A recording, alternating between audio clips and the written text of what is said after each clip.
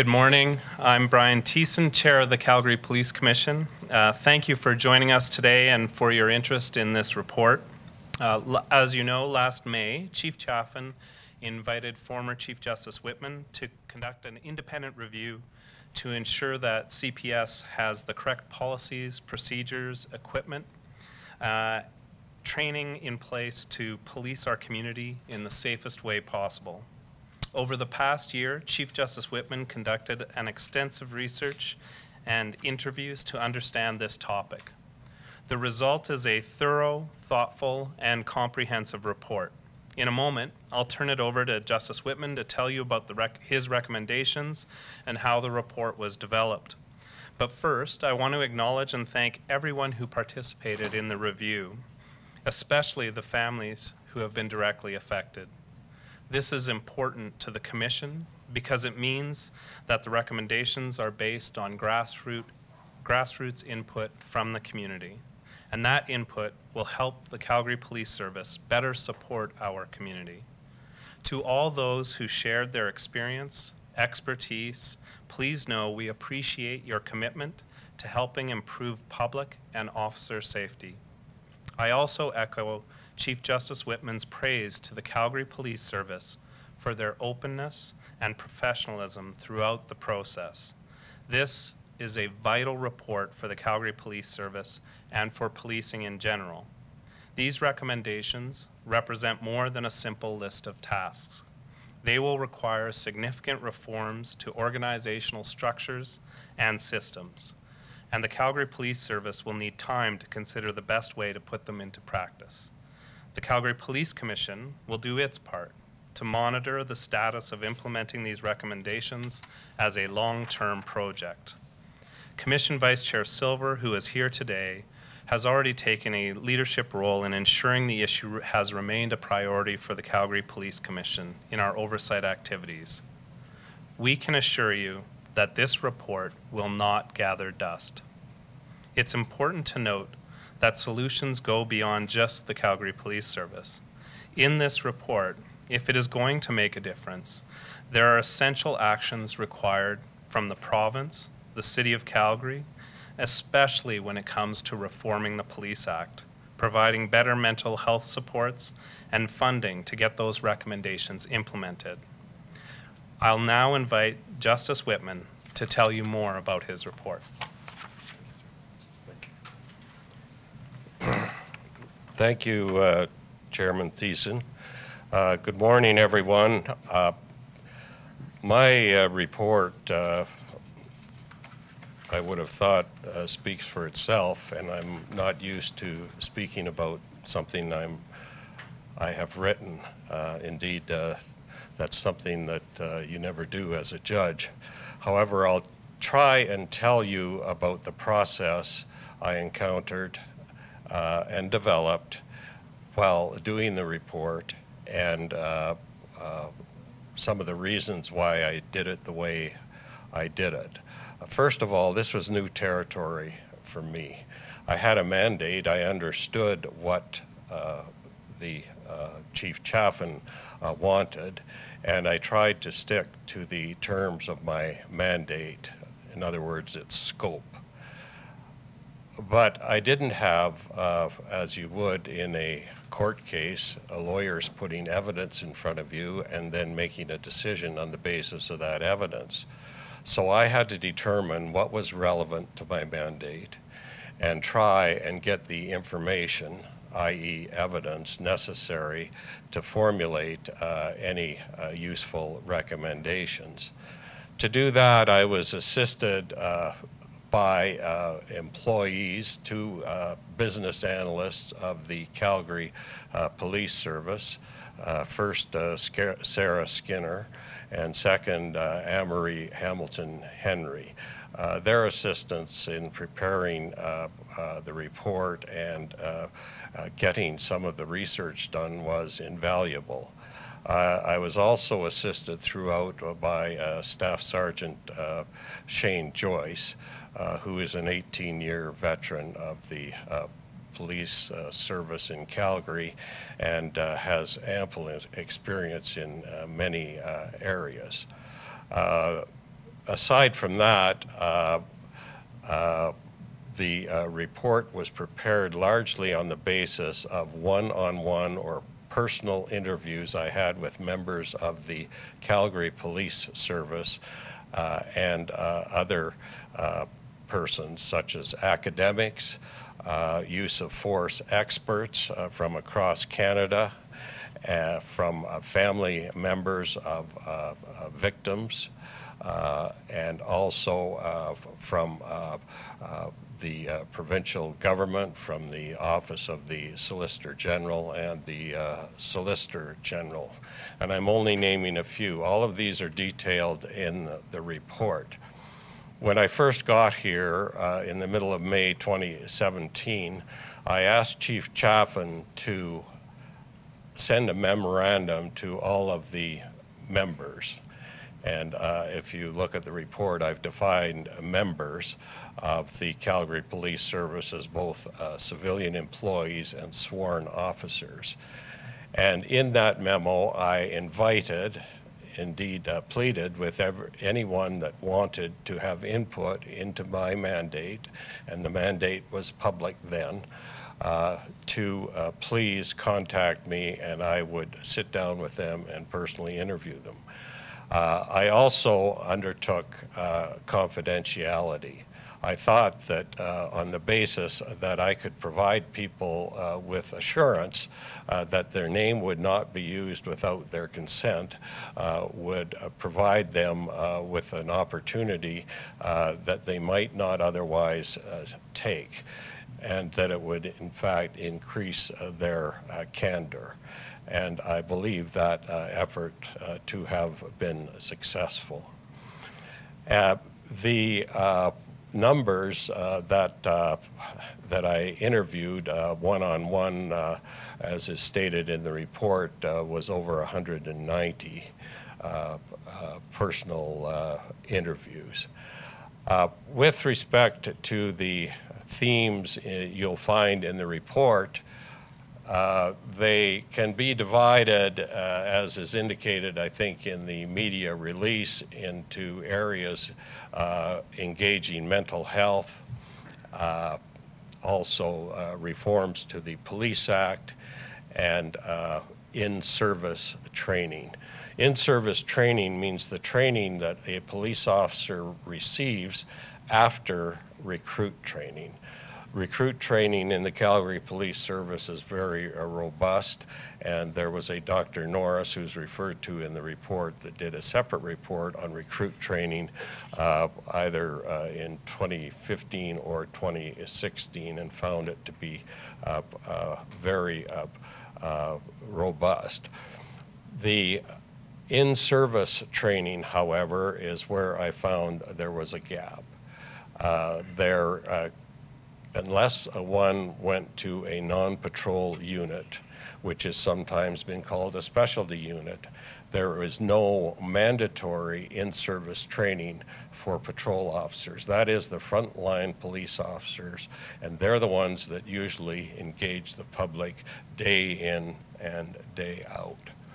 So I have made some, I think, fairly strong recommendations that there be mandatory in-service training. And it's not good enough to do it on a one-off basis. Part of the report acknowledges that the CPS was probably ahead of the report when in 2017, in October, they made it mandatory for every police officer to take strategic communication and de-escalation training, which is one of the recommendations, but which was probably superseded by that initiative. However, it's not good enough to do it on a one-off basis, to say, well, I took that training in 2017 or 2018, and then for 2022 to roll around and you haven't done it again. Over and over again, the studies show, especially with hard skills being use of firearms, use of less lethal weapons, use of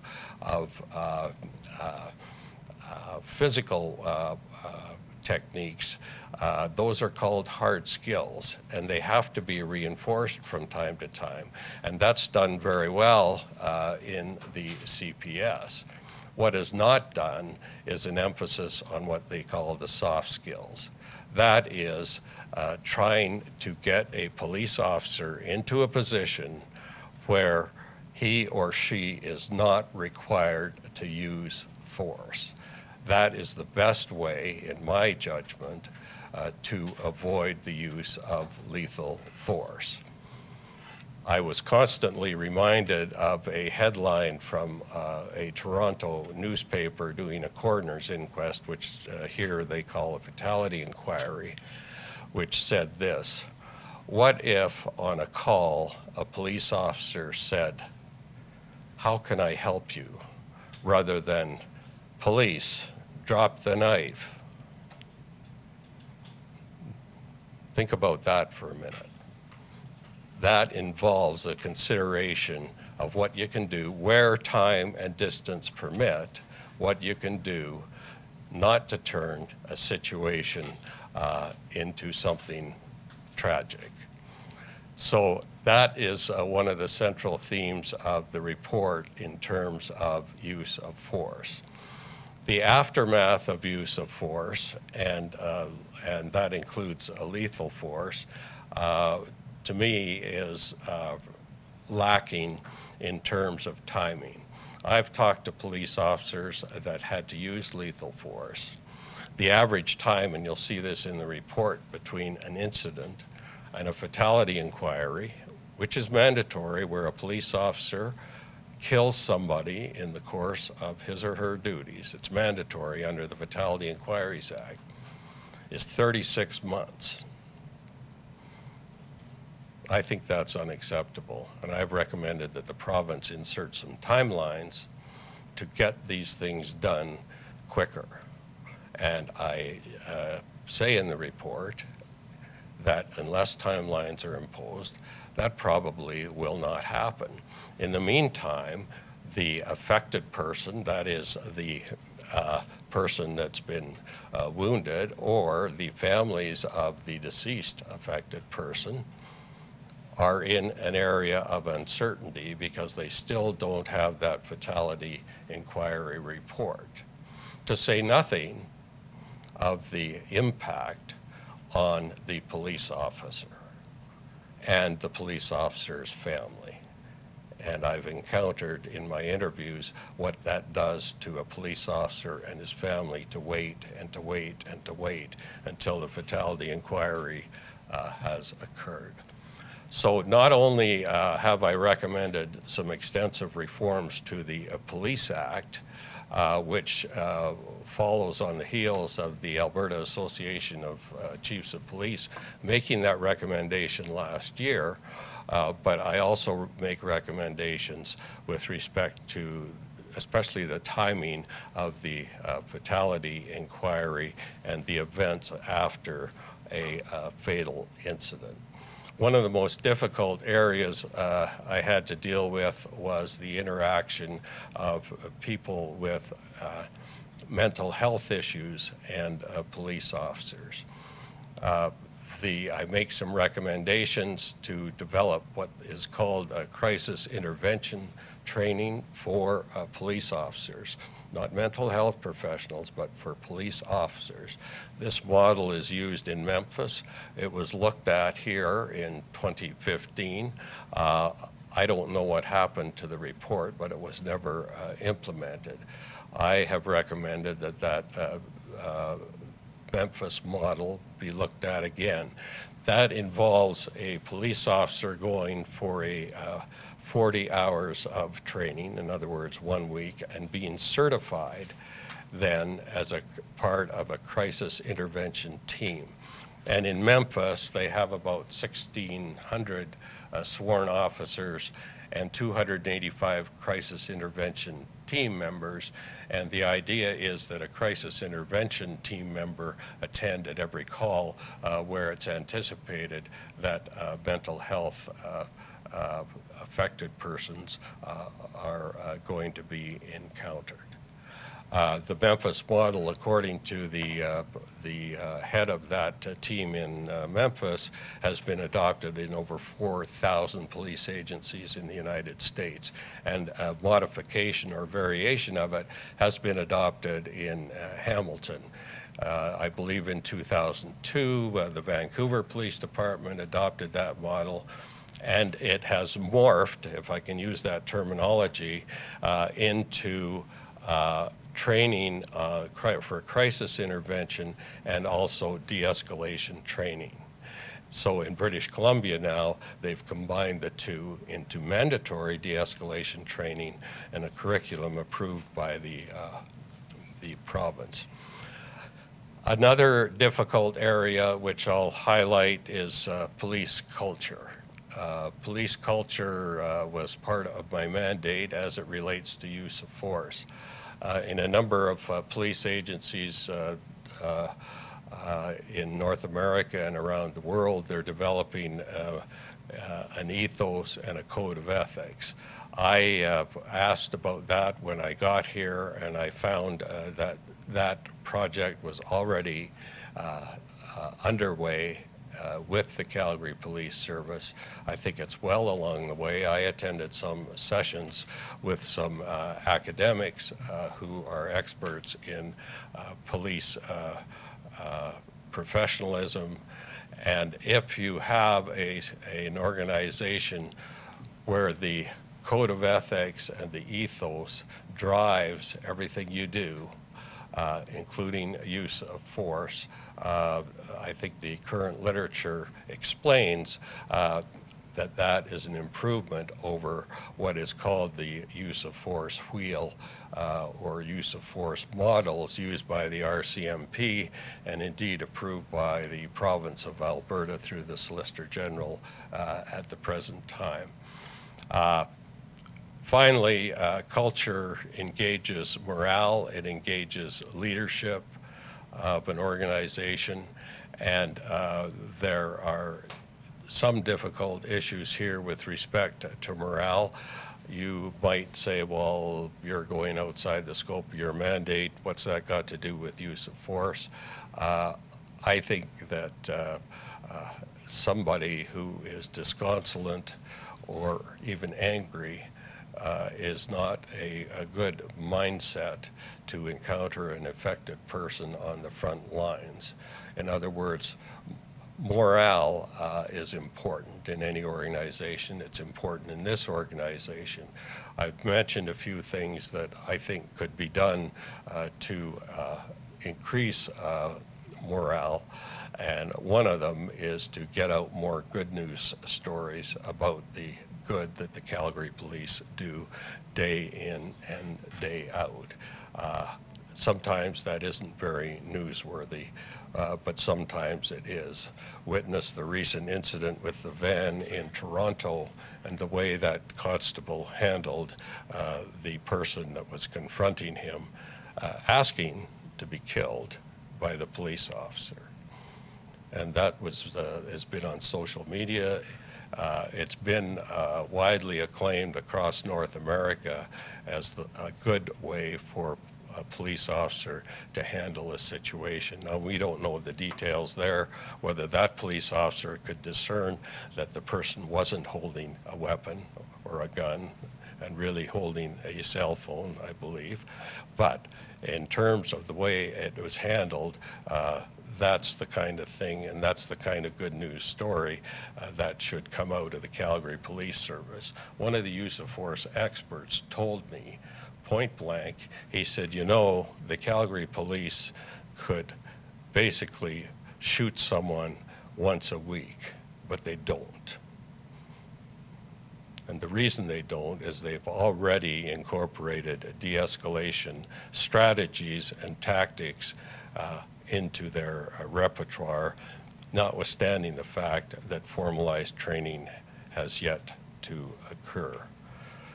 So those are the main themes that I think you'll find in the report. You'll find some other recommendations, and I'm sorry for talking so long. If I had something better prepared in terms of notes, I'd probably be shorter. Thank you. I'll just have a couple quick words, and then I'm sure there's questions you'd like to ask.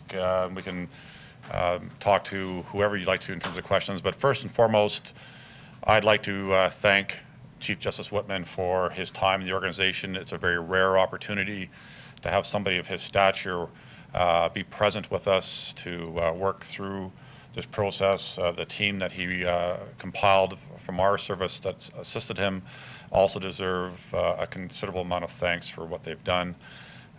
This is our opportunity as an organization to open ourselves up to the public and open ourselves up to the eyes of someone like Chief Justice Wittmann is going to be important for us moving forward.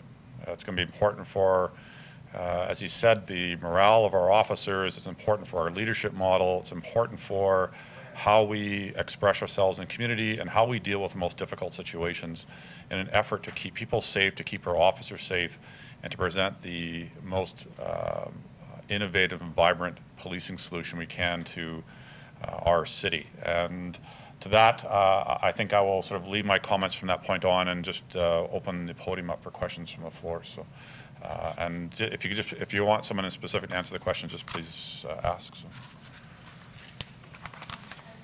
You bet. So the report cited several recommendations. Many of them, I understand, are underway or have been done. What are the ones that you've been told are outstanding that still need to be addressed? So it's good. As you see, there's quite a few recommendations in there, and you're right. Very many of the recommendations are in flight currently. There's quite a few things that we're already in the process of, as we've talked to the community about before. I suggest the most significant things that we have to look at, as Justice Wittmann referred to, is particularly our education culture, our training and education culture. It's a challenging model. Our historical model of policing, where we've built up till today, was really based a lot on our ability to address call load. And as we've seen these last several years, the volume of work has risen exponentially. So against a model of as you also know, we're not deployed very heavily. Our cop to pop ratio, for instance, is very low in North America. And so you're challenged on this idea of are we here to just answer every call for service and only train when the opportunity presents itself, or can we integrate training as part of our requirement or professional responsibilities to say that you have to have them both? And in order to do that, we have to reconsider our structure as an organization. We have to reconsider our investments in education and training, and then be able to support our members to make sure, as Justice Wittmann referred to, that they're prepared before they get to the call, that they're prepared in the moment, they're as thoughtful as we can be, they're as well prepared on a regular basis, and not just the heavy load we see on the front end training that tends to start to diminish over time. So I think that's probably one of the most significant takeaways. The approach to disorder and mental health issues, I think, is another one that is cause for a lot of change for the organization. And it's evolving with the nature of community. As we see a community that's struggling with the heavy presence of mental health and addiction issues, the sort of chaoticness of behavior that's attributed to that, the sort of some of the disorder that's occurring in families, is a real big cry for a community to engage those situations differently. Sanctity of life is the overarching principle of policing. It's not, our goal obviously is not to end people's lives, but it is a sober task and something that those particular issues are going to have to address in our near future.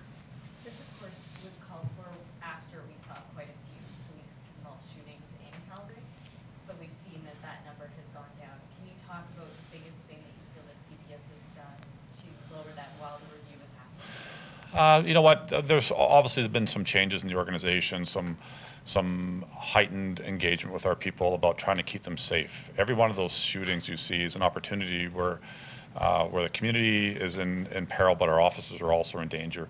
So talking about making sure that they consider their safety and the community's safety as an overarching principle is helpful. But I think we also have to be very mindful not to measure one year against another. Most of those situations happen organically. They happen in front of an officer, and in that moment and in those seconds where you're left to defend yourself or defend somebody else, the decisions of how to act are with the officer in that small moment of time. Really here, the work we've been trying to do in these years is trying to make sure we're as prepared before they get there. Our RTOC model, our incident command model, the pressures and supervision to make sure officers understand that every day, so we don't put courageous people into situations where they've left with no other alternative but to engage with lethal force. And I think we've done some work with that in the organization and seen some benefits, but as Justice Wittmann referred to, every day is another opportunity to exercise that judgment in your training. Can we ask you a couple of questions, Justice Wittmann? Sure.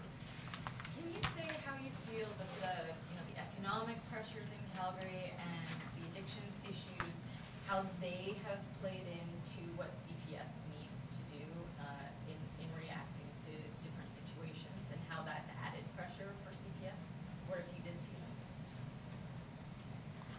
Yeah, well, I'm not an expert on the relationship between the, I believe you're referring to the recent recession in Calgary, which in turn caused unemployment, which I think some academics wiser than me would say increase things such as domestic violence, increased property crime, increase commercial crime, robberies.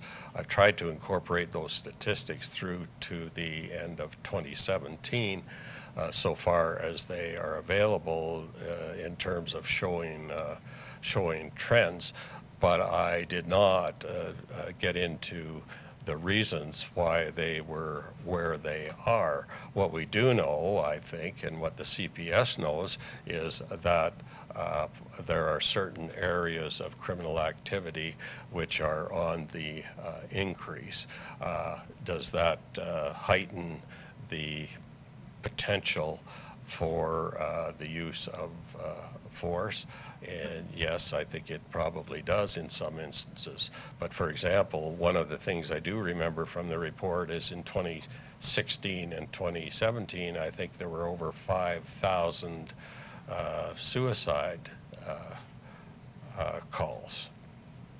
Police called out for suicides. That I'm not sure, if you look at the trend from 2012 where I started, has a lot to do with the economics.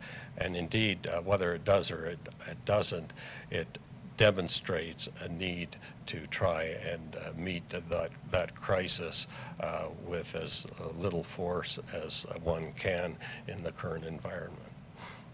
In your opinion, is the use of force in Calgary, is it excessive compared to how it's applied elsewhere, or do you believe it's in line with your expectations? How would you say whether or not the use of force is applied here, and whether it's applied too often? How would you come down on that? Well, first of all, I haven't done a study, comparative study with every police service in Canada. What you will see in the report, I think, is for 2015, 16, and 17, where an SBOR, and that's a subject behavior officer response report, is prepared.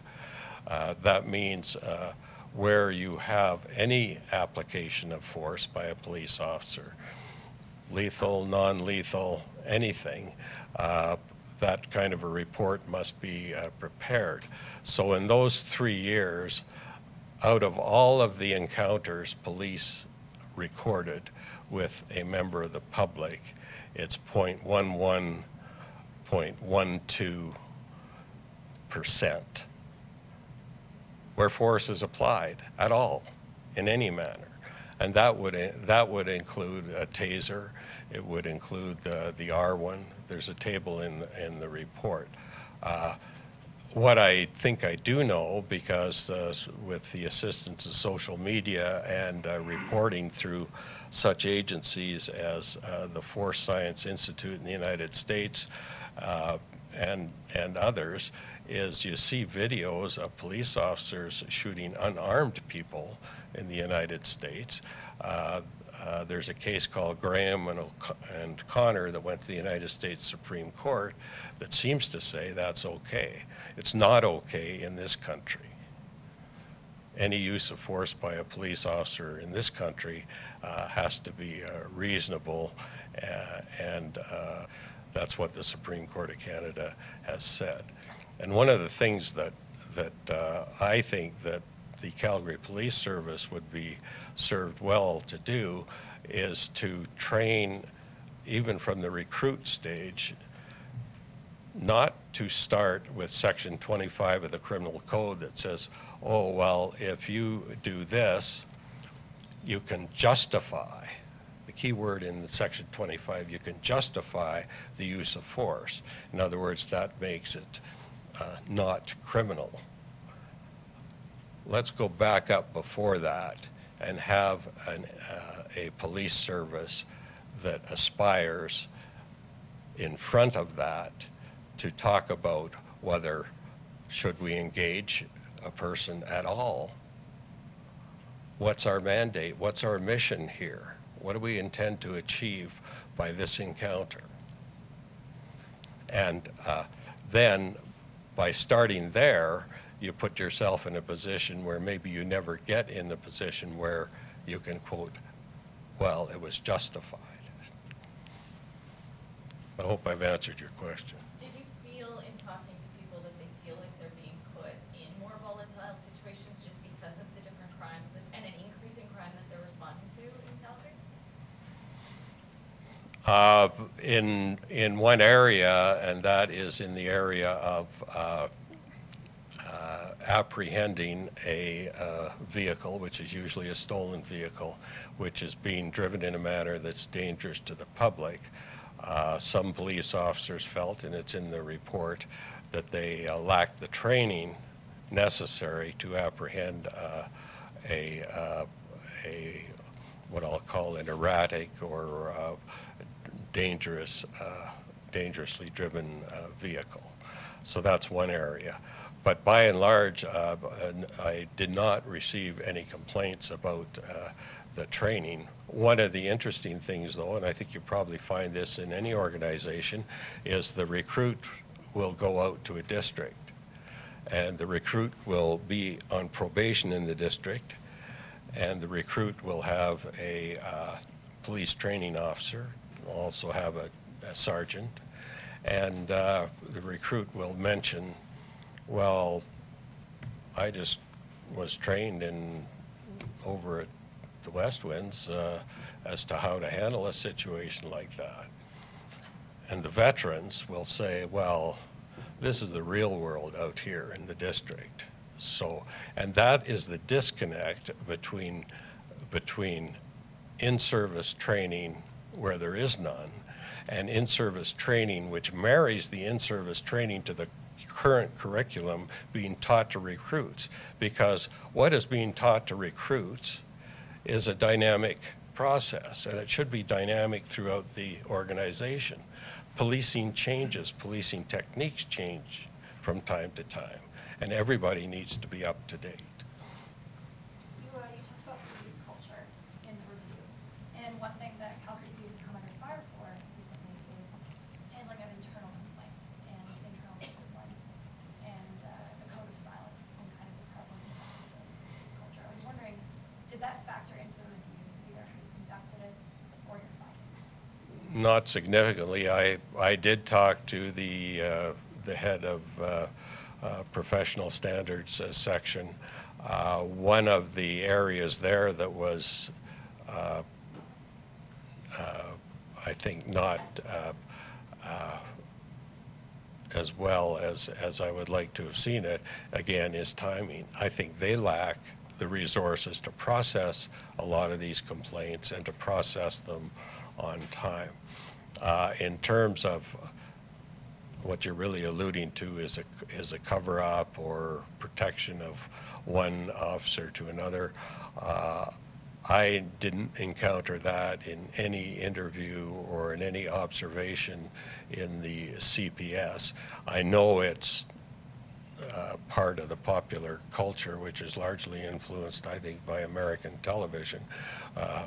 And it may have been the case in Canada even, 10, 20 years ago. And it's understandable that one officer would feel a loyalty to another, but not at the expense of not adhering to the truth.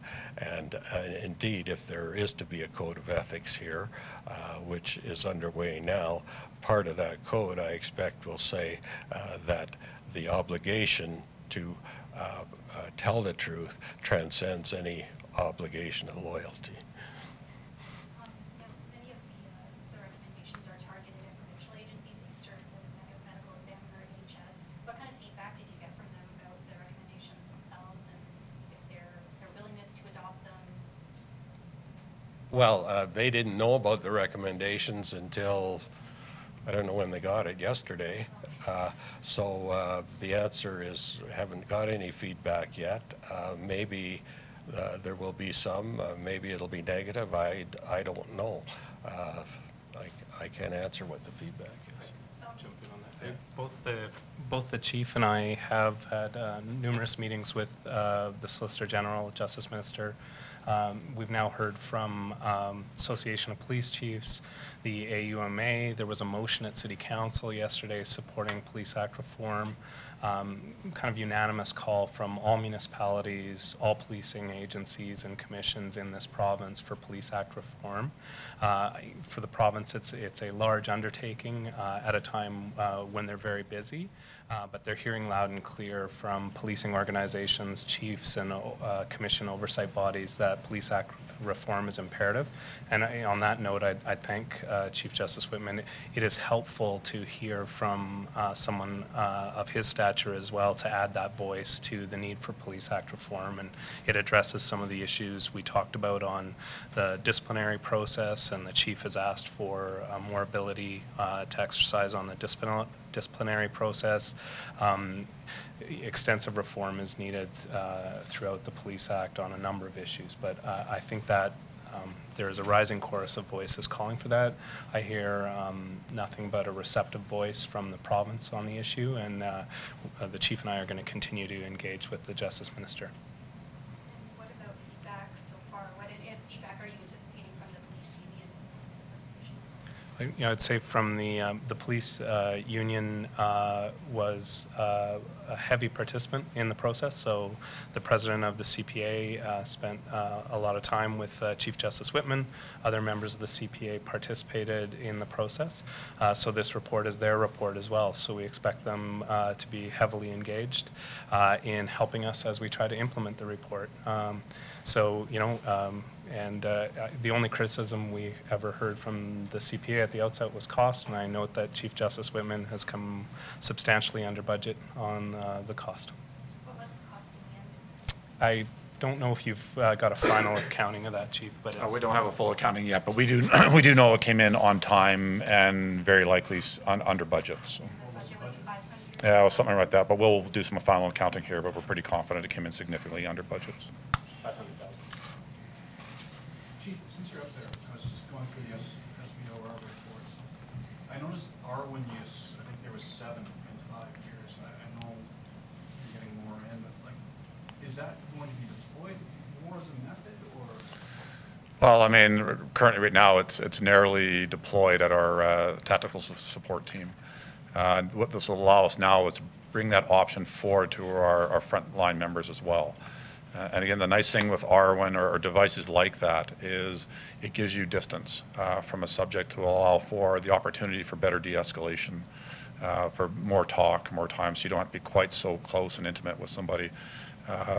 Even conducted energy weapons, for instance, require some close contact, somewhere between 8 and 12 feet away, where with these other devices we can have more distance from that person to allow for opportunities for disengagement, for de-escalation, and for better outcomes, where the next step up would have been potentially the use of your lethal force options. Now we have some other options to use to help keep people safe. How many Arwens are deployed? Oh, they're just in, right now, currently, they're just within our, those platforms are within our tactical support section. I don't know what they've got, but we'll be looking at a more robust deployment this year and into next year for our front lines. So does the police have any issues with any of the recommendations? Do you plan to implement the full suite? No, I don't have issues with any of the recommendations. I think you look at the 8 principal themes there, they're all important. They're all necessary for us to evolve our business going forward, and it certainly gives us a template for action. Like I said, some of those recommendations are currently underway. Some of them are fairly immediate things that can occur, but others are going to require a significant amount of strategic planning.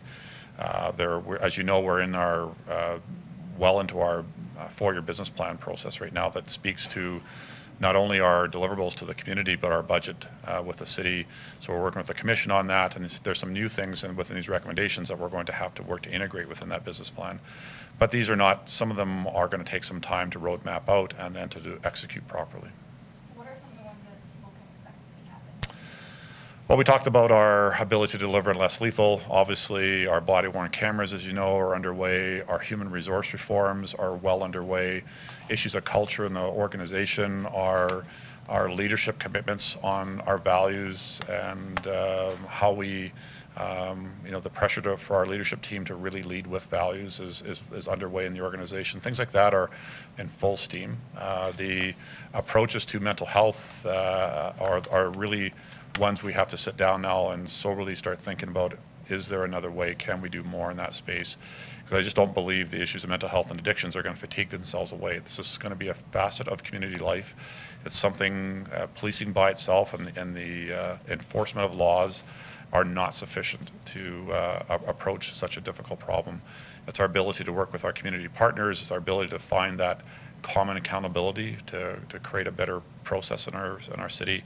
You'll see things coming up here right away like community justice courts in our city to help different ways to get people who are struggling from social disorder problems, to get them supports they need and maybe see less cycles of recidivism and more in sort of the restorative treatments that are necessary. So it's not just simply what can the police do, but what can we do as a community. Any other questions for anyone? Yep, thank you all very much. I appreciate it.